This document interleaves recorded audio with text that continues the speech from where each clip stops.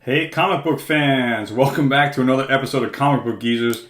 I am your host, Wild Bill, the Unknown Comic, with my partner in crime here, the founding father of the show. I am Pete. How's everybody doing? Hope you are having a glorious end to the holiday season. Here we are. It's January 1st, 2021. Are you glad to see 2020 gotten? I guess, yeah. It was an insane year, but I think this year is just going to be just as bad with this bug going around, but hopefully it blows through and gets over with this year. I like to say that I have a positive outlook, as I do every year at the first of the year, but time will tell. Because we thought 2020 was going to be a great year, and look how that turned out.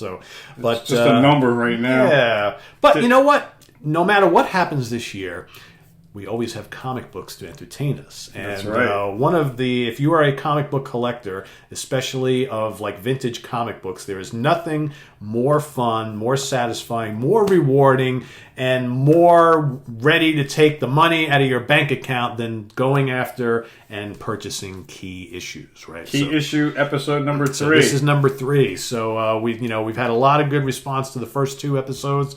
And, when Bill was like, I think it's time for us to do number 3, I'm like, oh, crap, what? I get, when you got to go sifting through thousands of comics, you're like... And he asked me.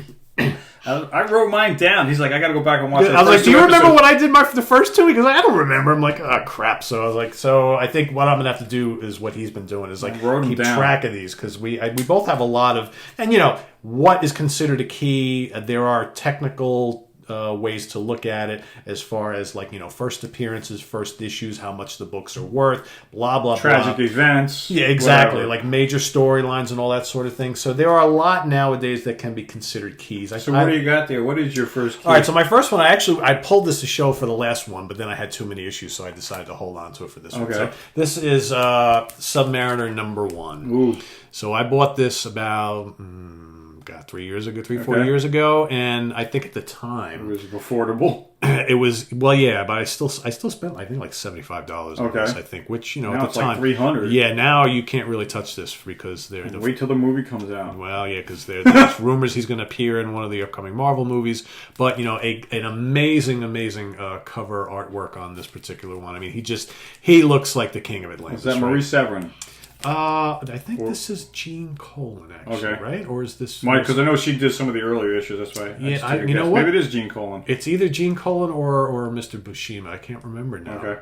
I Stumped him. Yeah, I don't remember. I thought it was Gene Colan, but I could be wrong. It might be Mr. John Buscema. But either way, it's an amazing cover. It's an iconic cover and a really good character. And I actually was very happy to be able to collect that one and complete the entire series, all 72 issues of it. I went with the first issue of Doctor Strange. Which you just got. I was going to say, yeah, last month or so.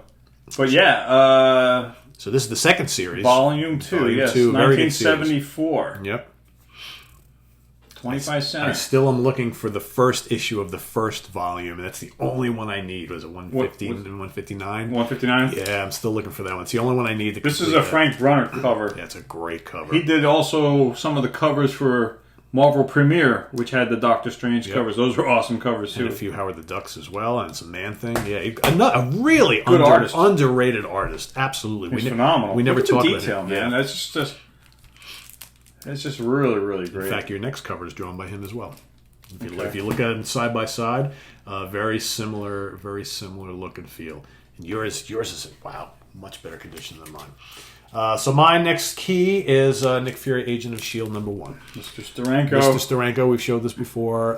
So this is, it's interesting how we both picked Doctor Strange and Nick Fury, Agent of S.H.I.E.L.D. because they both shared, we didn't plan this, but they both shared Strange Tales together, and they both before they split. Yeah, so interesting how we both did that. It was a bitter breakup. No. Yeah, exactly. Exactly. I'm going with another number 1, Howard the Duck. Yeah, it's a great issue. And I just got this last year. Okay, hold that other one up next to it because Frank Brunner. Classic stuff. Yeah. 1976, Howard the Duck. Yep.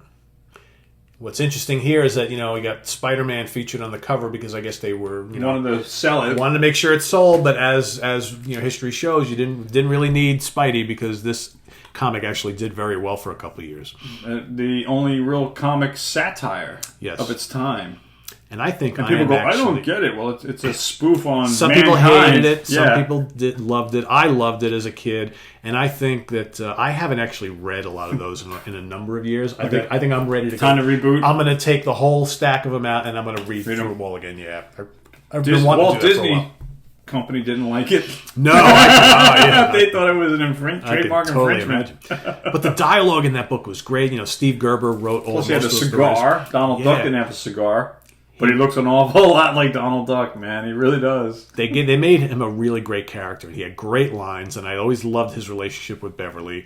And he had the wackiest villains. Oh yeah, ever cartoony for sure. Ever really weird villains. Really, really weird. All right, here comes a nice key. All right, so I just got this one recently, a month and a half ago. So the first ever appearance of the Falcon, Captain America 117. Of course, with that bad. Green outfit. And, the funny thing is this is a key, obviously, because it's the first appearance of a major character. Not really a great issue, though. Yeah. As a debut issue, it's okay. Well, yeah, it's all right. It's all right. It's kind of lackluster. And, they would go on the next couple issues to really start developing the character a bit. But you know what? It's a key. It's a first appearance of a major character, so I was happy to get it. And it I have like most of the Cap issues from was it 101? You have the first one, don't you? I got the first one, and I have them all the way up to I think like 150 or something like that. Yeah.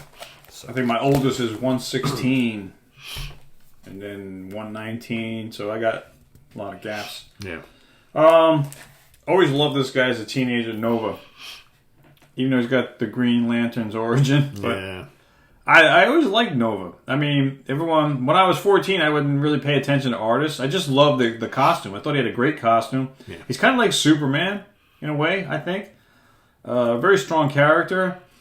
I have the whole run, so I was a big Nova fan. I know that people talk about how it had crummy artwork and the story was kind of lame towards the end. And, the character kind of similar to Spider-Man, with the teenage hero. Well, I think they were pushing on that magic of a teenage superhero. Like lightning strikes twice, right? Parallel to Spider-Man, but it didn't work the second time around. No. But I guess people also say the art wasn't that great later on. And I thought the storylines were fine. Yeah, the art wasn't great. I thought his villains were great, like Diamond Head and the Sphinx. Yeah, I just loved the costume. I think if he had a lame costume, I wouldn't have been so into it. I guess, but Nova was like right up there with Hulk, Iron Man, and Spider-Man for me. He was like right up there for me. I was a big Nova fan. Another one of those kind of like late 70s books that just like kind of fizzled. And I thought it had all the potential in the world, but if you got writers and artists that are assigned to it that don't like the character, that you're not going to get anywhere. Yeah. And that's kind of what happened to him, sadly. But they never eliminated him. They kept him in the Marvel universe, right? They bring him back from time to time. But, yeah, he was part of that. Was it the Nova Corps or there was like a space team or something like that? He was part of. But and I always thought that he would have been perfect, like in the Guardians of the Galaxy, or one of those kind of otherworldly, sci-fi teams. And they kept bringing in other heroes to keep this book going. Yeah, it's just.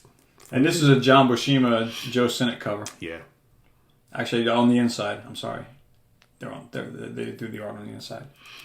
But that was my third pick. What do you got? I'm going to go back to Cap. This also I got not long ago. This is the origin of Captain America in issue number 109.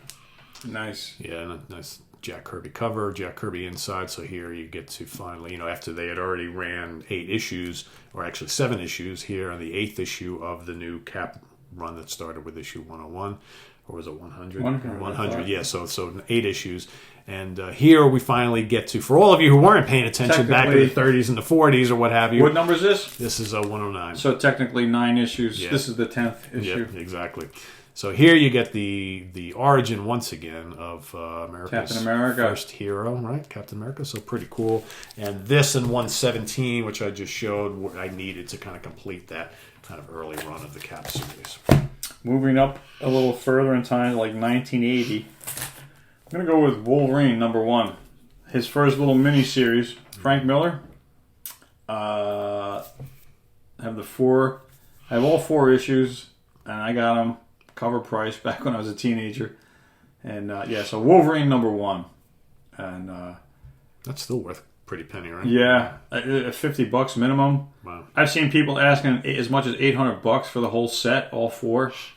But I think that's a little outrageous. But if Wolverine fans around the world, and this means it was not for sale on the newsstands. This went straight to distributors, mail order, or comic shops, but it didn't go to drugstores and 7-Elevens, because if it did, it would have a barcode. Right. But Wolverine #1. So getting down to #5. All right, my last one here. So we've talked about some #1s and what. In fact, that's mostly what we've done, with the exception of one of mine. So here is another first-time debut, first appearance of. Could be my favorite villain of all time, a very notable villain. This is the first appearance ever of the Absorbing Man in Journey into Mystery with Hulk, #114. I like his prison pants. Right? Yeah, well, he's fresh out of prison, right? And who broke him out but Mr. Loki, and gave him his power, superpower. So basically that whatever he touches, he then draws upon the elemental makeup of that. So if he touches stone, his body turns into, rock. If he touches steel, his body turns into the composition of steel, so on and so forth. And this actually is the first issue of, I think, a 4-issue storyline with the Absorbing Man against Thor, which is probably one of my favorite, multi-issue storylines ever. I mean, this battle between keeps coming back. Keeps coming back. He makes his way to Asgard. He goes and tries to attack Odin. I mean, it's just like the balls of this guy, Crusher Creel, right? So I dig this a lot. It's a great debut and a pretty good condition for this, considering it. This is pretty damn old. What is this? 1965, I think, something like that, at least. So. Full center. I'm going to jump over to the distinguished competition. DC Comics, Flash. This is number 275. The death of Iris Allen, Barry Allen's wife. Right. And that's her dressed as Batgirl.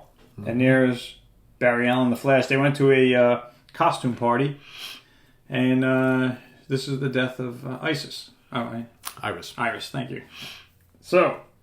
There you have it. My 5 Now, have you had that for a while, or is that something you acquired recently? I actually bought this either through Robert Bell, or I bought it off the newsstand. I think I bought this from Robert Bell, because I bought a lot of issues that when I was collecting Flash, he was already into the 270s, but I think I needed this issue, so I think I got this from Robert Bell. Gotcha. Yep. Pretty cool. Yeah, not expensive either back then. Oh, sure. Maybe 75 cover cents. Price. 50 cents. Yep. But that's it for keys. And now I have a little surprise for you kids, because you guys keep asking me about drawing, right? And so I have done a couple of episodes where I pretended to be the Fiend. So I thought, why not do a Comic Book Geezer's Fiend cover for you guys? So I did the Fiend for you guys. Hope you like it.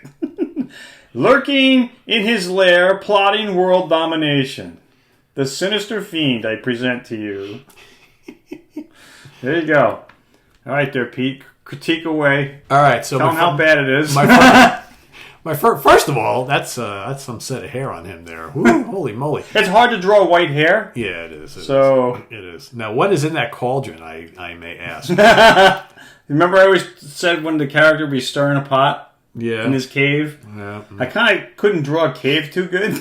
I tried, and I just changed it. Looks like a castle, actually, inside. So I changed it into a brick wall. Okay. And gave some prison bars. I couldn't draw the stalagmites too good. I started them hanging down from the ceiling, but I was like, I'm not too good with background art, as you can tell, or foreground art. So I just kind of rolled with it. I thought the hardest thing for me was, it's just a. I put this line to show the bottom of the pot. I don't know if it was necessary. It was hard to do the flames. That was probably the hardest thing for me, was the flames. Then I was trying to do Mad Laboratory over here, and I kind of gave up. So I just put a chair. I originally had another table over here. I was going to put evil books, a bookshelf, and then I whited it out and just put the words over here. I spent a lot of time on this one. Pretty much, I had to draw it, and then I had to redo it again with the black magic marker to bring it out. Originally, this black tunnel was his hunchback, and I kind of screwed it up somehow. That would have been a big hunchback. Yeah, it was this hunchback. So I'm like, I can't draw, so I kind of switched it. So had to have a little exit. So it kind of looks like you got two exits. I put the bars in there. I was going to put a moon in there, or maybe up in here, but I didn't have the room.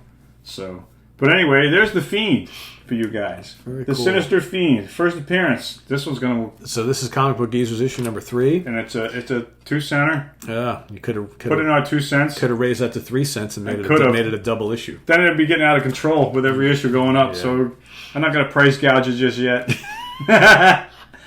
But next issue we'll have the barcode in the bottom, right? I'm going to bring it up because Pete didn't notice. One of the things I did for the drawing was I made sure that I gave him 6 fingers over here. Oh, wow! And what is that? What is that on the table? Is that like a beaker? Flasks. Okay, with little evil potions. Gotcha. Fizzing away. We don't really know what's in this mixture. Do we want to know? Don't want to stick your hand there. The big giant wooden spoon he's using, and it was hard to do the teeth, so I kind of colored over some of them. But I don't have white out to bring back the white teeth. Okay. So I was like, it looks better the way it is, The Sinister Fiend I present. Issue number 3, right? Issue number 3. So you keep asking for drawings, and here it is. Okay. We're going to get one every episode now at this rate. Don't say that. No, you're not. You're not getting one every time. I was just messing around because I had 4 weeks off from this guy.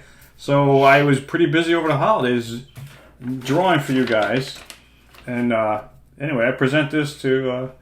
My suggestion is we need a Spider-Man issue, we need a Captain America issue, we need a Thor issue. Silver Surfer. I'm just making recommendations. I guess. I kind of like doing my own ideas, comic books of other ideas that haven't been done yet. So I already did 2 famous characters, Iron Man and the Hulk. So I kind of went down the horror book avenue and took that road this time. So anyway, hope you liked it. Hope you got a laugh out of it. You can comment away. And I hope you liked it, guys. I hope you liked it. I had fun drawing that one. That was my favorite one so far. So not only are some favorite keys, you get some brand new artwork as well. Favorite junk as well. I'm Wild Bill saying thanks for being here. Thank you for your comments. Please like this video. Give us a like. And tell your friends about us if they haven't seen us. And we could use some more subscribers. And click that notification bell so we can keep you in the loop every time we do a new video. And as always, thank you for your comments and being here. We appreciate it. And we know you guys love comics as much as we do. So I'm Wild Bill saying thanks for being here. We'll see you next time. And I am Pete. We're almost at 2,000 subscribers, so we just need a few more. So the more the merrier. And once again, happy 2021, everyone. We'll see you next week. Take care. We'll see you. Bye.